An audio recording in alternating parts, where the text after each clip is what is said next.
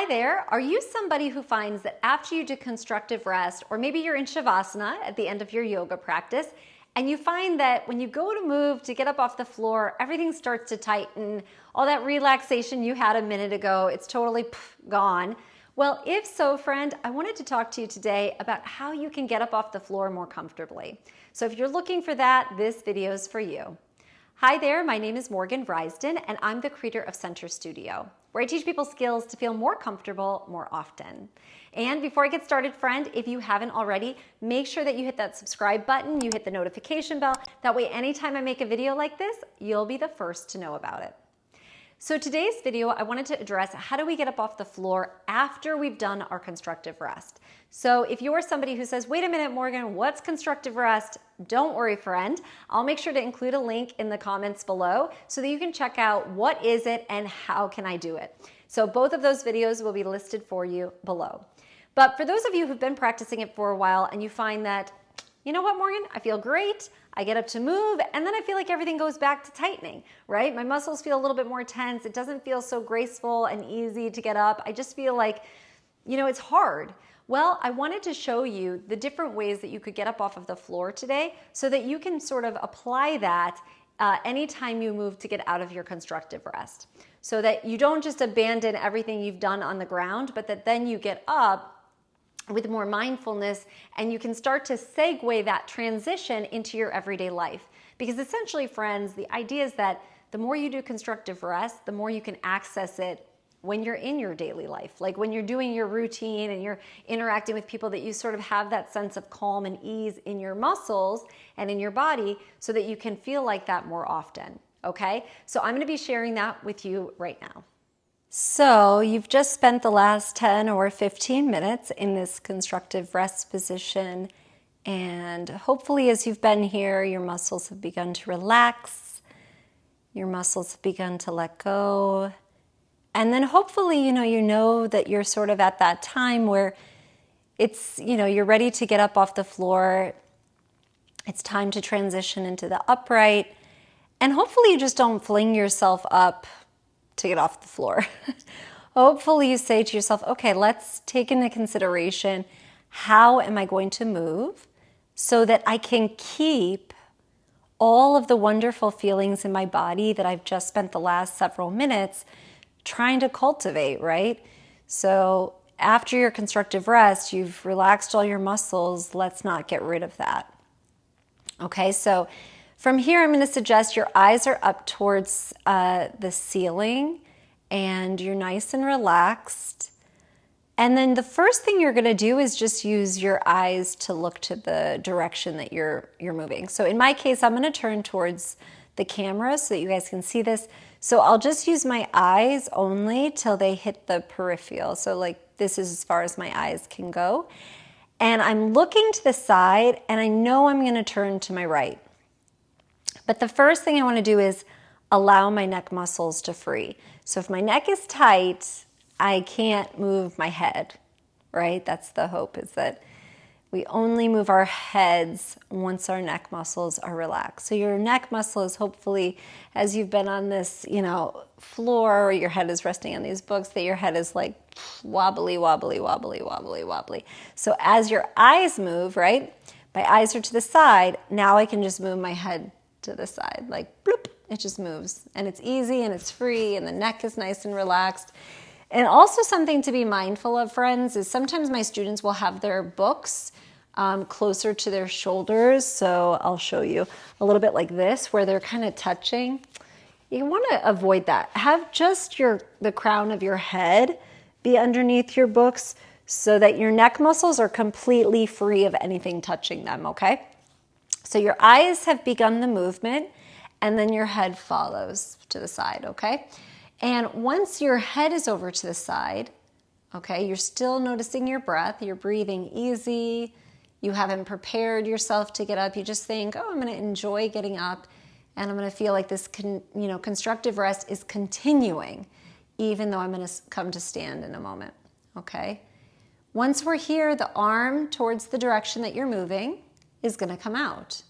Again, in my case, that's my right arm because I'm turning to my right. So the right arm comes up and out at sort of a 90-degree angle. Now, depending on where you are in your space, friend, you're gonna maybe have more or less room. And let's say that you're up against a bed or a piece of furniture, a table, a couch, and you don't have room to turn all the way to the side.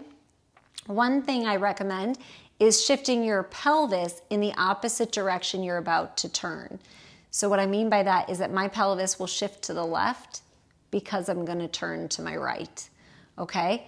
So as I pick my pelvis up, I want to focus on not tightening my thigh muscles because I just spent the last 10 or 15 minutes relaxing them, right, in constructive rest. So making sure that you think about sending your feet into the ground, and by sending your feet into the ground, then your pelvis lifts up. You don't have to tighten any of these strong muscles of the thighs. They can stay nice and relaxed, and you just send your feet into the ground to pick the pelvis up, okay? So now I'm sort of at a diagonal. My pelvis is to the left, but my arm and my shoulder are opening up to the right, okay?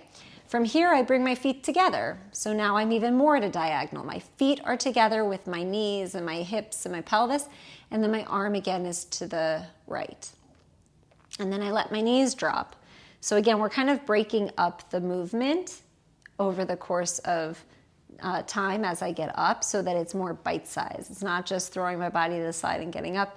It's sort of piecemealing it together. Now, you might enjoy a nice stretch here. You can bring your left arm out so it's also open, and I'm sure this is sort of similar to a yoga pose of some kind where you're, unspiraling your body, opening it up at the chest in opposition to your legs and your knees. But you can, if you enjoy this, give it a moment before you move to the next spot, okay? Once I'm here, then I'm gonna put my left arm into this pocket, this void of space here that exists between my right arm and my head. So there's this nice little pocket for my hand to come in. And what I'm gonna suggest, friends, is that you don't shove your shoulder into the floor. That's what a lot of people do. They shove this shoulder that's lying on the floor into the ground and they try to hoist from this. And especially if you're somebody who has shoulder or neck issues, you definitely want to avoid that. So what I think about is this is where my momentum begins, okay? So I'm gonna let momentum and gravity help me to get upright as opposed to, again, just whipping myself up or tightening to get up. I think my fingers and my hands on my left are going to initiate the movement so it's one swoop up. So I don't even stay on that right shoulder for any length of time because I've gotten myself up in this sort of diagonal, right? So I'll show you one more time just so that that's clear. So I'm here, I'm at a diagonal, my right arm is up, my left arm is out to the side, and I bring it over, making sure I'm still breathing, and then I swoop up. So my arm comes through the little pocket here, so now my hands can get underneath me. And you'll notice I kind of walked my hands closer towards my center of gravity so that they're less out here. This is more of like a modified push-up. So the closer that you bring them to gravity, the easier it's going to be to keep yourself upright. And this is not a lot of work. Notice I don't have a fist. Sometimes my students love to do like fists. I like to keep my hands nice and open and think up from my hands. So I never think down into the ground. I always think up and away from my hands because ultimately I want to go up, right? I don't want to go down. I don't want to crunch and scrunch my body into a tight ball. I want to go up in the direction of the crown of my head. Okay, so I'll just show you one more time from the side. So if my hand is here to the side, my arm, and then I would use the momentum, my left hand is coming and I continue to move. So you'll also notice in this case, your legs adjust and accommodate. It's kind of a whole body movement, right?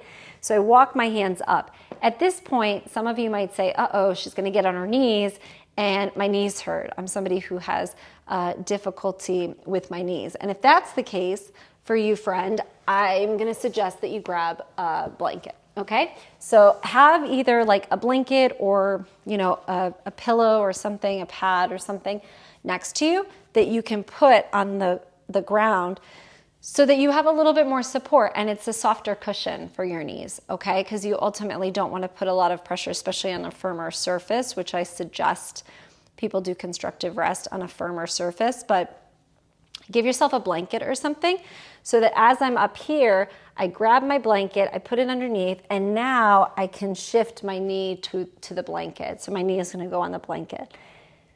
I'm a fan of not putting pressure on my knees either, even though I don't have like knee problems per se, but in this case, I think of it as like an extension, and now here you see it's like a low lunge. So already I've avoided even putting any pressure on this knee because I've just gone into a bit of a lunge here. But if again, you're not as flexible, you might have to bring both knees underneath. So you might come to the side, come here, and then have to kind of get both knees onto your blanket or what have you. And if that's the case, it's okay. Just take it easy, okay? Again, if you're someone, let's just assume that you have difficulty getting up and that you find your knees hurt and you're uncomfortable. I'm also going to suggest that you have nearby maybe like a chair with a seat, or you have an ottoman. It could be a coffee table. It could be the edge of a couch. Have something that's halfway to standing, okay? So that as I'm here, I can use this to facilitate my up, as opposed to I have to get from the floor all the way to standing upright. So when you have something in front of you, instead of thinking, sometimes people will come to the item and then they'll do this. And they always make the sound effects too. So instead of thinking down into the item, I'm going to recommend that you think up. It's sort of an ongoing theme, you see. Alexander teachers, we love up. So my spine goes up, my head goes up. I don't think down, I think into the chair to go up. My hands come to it, but I think up, okay? And you'll notice I just kind of kick my foot up underneath myself to send my head up towards the ceiling. So that this facilitates, and I have this instead of I'm on the floor and I gotta get up from the ground, okay? So instead you have something here. And what I would recommend is as soon as you can, get your feet onto the ground so that you're not here and pushing into the knee, but that I lift up a knee. And now I'm already halfway there. And honestly, if you want, you could even like swoop around and like sit down. You could actually move it here. If it's a stool, you could actually move it around and then just like, boop. You could probably get up and get fancy. You see, like, and then from there, let's say you did that. Let's say you had something that was like easy, like a little ottoman that you could easily move around. You get up and sit on it. Now you're already halfway there, and then you just stand up, right? So if that's something that you need to use, otherwise use the item and try to avoid pressing into it, but instead find a place for your eyes to look up. So you want to look at the ceiling, maybe where the wall and the ceiling meet, and just focus your attention on the direction you want to go, which is up towards that way, versus in towards my spine to move up. You want to think up that direction, okay? So that's if you're having, let's say you have knee problems, or you have like mobility issues, or you feel like you don't have enough strength to get up, okay? For those of you who are more agile, perhaps younger and more flexible, once you're here, I would just say you bring yourself here and you let your foot come in between so that you don't spend a lot of time, again, in the moment scrunching yourself up, but you just really keep the momentum flowing. And notice I don't pull myself in to get up. I lengthen to get up, right? So I allow my spine to lengthen. So let's go through the whole thing. So you can see everything from start to finish. And again, just make sure that your neck, you know, when you're on the floor in constructive rest, that your neck has all this space. The neck loves that. So that your head is resting on the books, and then you're going to use your eyes. They're up towards the ceiling. They go to the side. And then your head follows, and then your arm.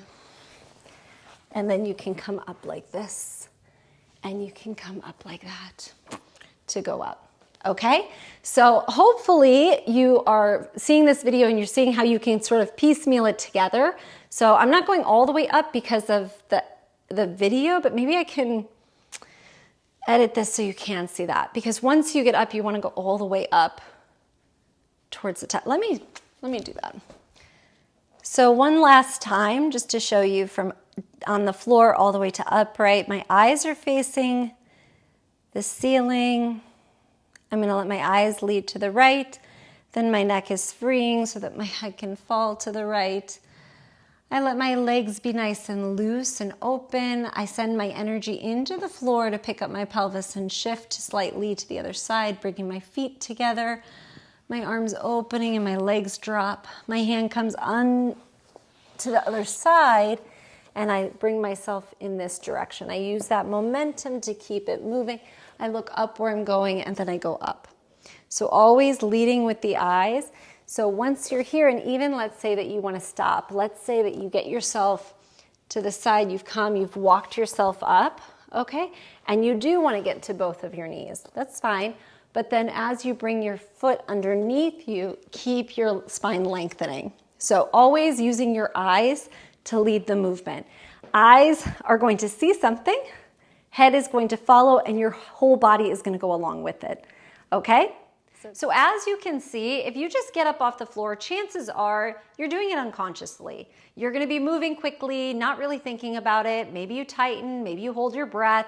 You know, a number of habits are going to probably come right back in if you're not including that component of mindfulness. So I'm going to suggest that you give it a try, that you start practicing this. Every time you do constructive rest, just think to yourself, oh yeah, it's not done.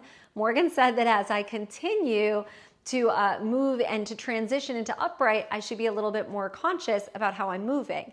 And again, that way you're going to hopefully find that all the muscles you spent the last 10, 15 minutes working on are now still more relaxed because you've been a little bit more careful and considerate on how you got up off the floor. All right, friend, if you haven't already, make sure that you hit the subscribe button. If you like this video, I hope you'll share, and you can also comment below for me. All right, until next time, friends, take care. Ciao.